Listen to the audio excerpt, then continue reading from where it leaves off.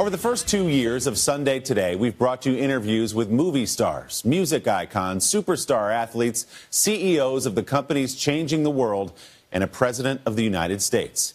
This morning, we add another legend to the list. SNL alum Bill Murray is a man of mystery in show business. For anyone shy of his immediate family, the only way to get in touch with Murray is by calling a phone number and leaving him a message. If he's interested, he'll call you back.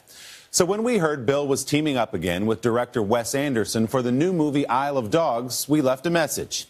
We didn't hear back until a couple of weeks ago when Murray arrived in the green room here for a live Today Show interview and announced he'd like to do that Willie Geist show. That was our return call. The next morning, Bill Murray and I got together here in New York for a Sunday sit-down. See you, man. Thanks for doing this. Well, we'll see. Okay. We'll see about that. When Bill Murray requests an interview, you just ask when and where. The 67-year-old actor is famously difficult to get a hold of. Unlike just about every other celebrity, Murray has no manager and no personal publicity team. In fact, if a director wants to cast him in a movie, he or she has to call a 1-800 number and leave a pitch at the tone. What does it take to get you to call back somebody who leaves a message on that? What are you looking for in a movie? Well, you know, you want manners. You really do. There's got to be manners involved. You can tell right away when, no. It's like mail. You know, you can look at it and you can get fooled every once in a while. And like, it got me. You know. It looked like it was a wedding invitation and it was an opportunity to get a discount on pillows. Your boss! I was the lead mascot for an undefeated high school baseball team. Murray needed no convincing to sign on to his latest film, the animated Isle of Dogs. It is his 8th collaboration with Oscar-nominated director Wes Anderson. By this time, he just sends a message, says, will you be available the first week in February? You know, that's all. It's like Mission Impossible, if you choose to accept. Right. Is there any universe where you say, you know what, Wes, I can't do this one, or is it an automatic yes for him? It's an automatic yes. He's made making movies his life, you know, and making movies is a joy. I think the little pilot's got a screw loose. In the movie, Murray plays a lost dog, helping a young boy to find his lost dog. Wow! Isle of Dogs is not Murray's first role in the animal kingdom. He was a badger in another Wes Anderson film, Fantastic Mr. Fox. He was Baloo the bear in The Jungle Book. And he even played a grumpy cat in a movie he starred in by mistake. First thing Monday morning, I'm going to get to work on losing those last 20 pounds. I did the Garfield movies, which were like just one crazier than the next. Is the story true about you signing up for that movie thinking it was a different director? Yeah, That's I thought true? Yeah, it's true. It's absolutely true. And I didn't really read the script. And I was like, you know, I kind of want to, I'd love to try one of these animated movies. It'd be kind of fun. I'm looking at Joel Coen, one of my favorites. I mean, the Coen brothers, these guys make great movies. Well, it wasn't that Joel Coen. It was a different Joel Coen. There's an H in the one you signed up for. Yeah. So do you have any regrets? Garfield, maybe? One of only a small handful of professional regrets in the life of William James Murray, born and raised in the suburbs of Chicago. One of 9 siblings, Murray has 3 brothers who also are actors. When Murray was 22, he joined one of those brothers in the Second City, Chicago's famed improv comedy troupe. Bill Murray! Then in 1977, he joined the likes of Belushi, Aykroyd, and Radner in a legendary Saturday Night Live cast during the show's Emmy Award-winning 2nd season. Star Wars!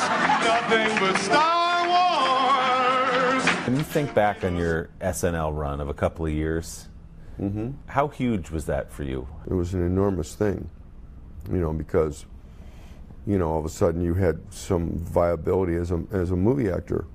And you got to meet all kinds of great actors and actresses and all the great music acts of the day. Right. You know, we had the Rolling Stones on the show. The next thing you know, it's like 7 hours later, and you know, you're passing a bottle of Rebel Yell around inside of a restroom. They play Beast of Burden, and then they go, it's not quite right. And then they did it again. And they did it 5 more times. They just played live Beast of Burden, like that far away, 5 times in a row. And you're just like, this is who am I? How the hell did I get in here? This is ridiculous. There are all the SNL stories about the partying and the after parties and all that. Was it as crazy as they say it was? Well, the after parties had some intensity, Yeah. and the kind of release that you'd get after that, because the pressure was strong. You know, they talk about all the drugs and everything. Well, there were a lot of drugs in the world back then, and there are a lot of drugs in the world now, but we had a job to do. There was no one that was like too messed up to work, you know, except our guest hosts sometimes. You know, they would get nervous and, you know, medicate themselves, right. and like, oh great, now we got to deal with this guy for the next 90 minutes. Earlier this year, Murray returned to SNL's Studio 8H for a guest appearance as former Trump White House advisor Steve Bannon. It's time for America to slide down the Bannister. Okay. I met some girl that worked for Steve Bannon the next day. I work for him. And I thought she was going to come apart. You know, I don't know what that meant. I didn't know if she wanted me to rescue her or call the police or what. As his 4-season run at Saturday Night Live was winding down, Murray turned to the big screen and played memorable roles in some of the most quotable comedy classics of all time. It just doesn't matter. Chicks dig me. We came, we saw, we kicked its ass. Meatballs, Caddyshack, Stripes, going into Ghostbusters. I mean, you were hitting home run after home run after home run. What did that do to your life, especially once Ghostbusters became this international phenomenon? Well, it was fun. I mean, being a Ghostbuster is a great job. People actually believed we were some sort of special unit. We were walking into stores on Fifth Avenue with all the guns and everything, and people like, everything all right in here? You know, we're just checking things out and, you know, picking things up and saying, we better take a look at this. We'll take this. We'll get this back to you. With other cult comedy favorites like What About Bob and Groundhog Day on his resume, Murray began to look for something different. He won critical praise for his role in Wes Anderson's 1998 movie Rushmore. And 5 years later, he earned a Best Actor Oscar nomination when he starred in Sofia Coppola's Lost in Translation.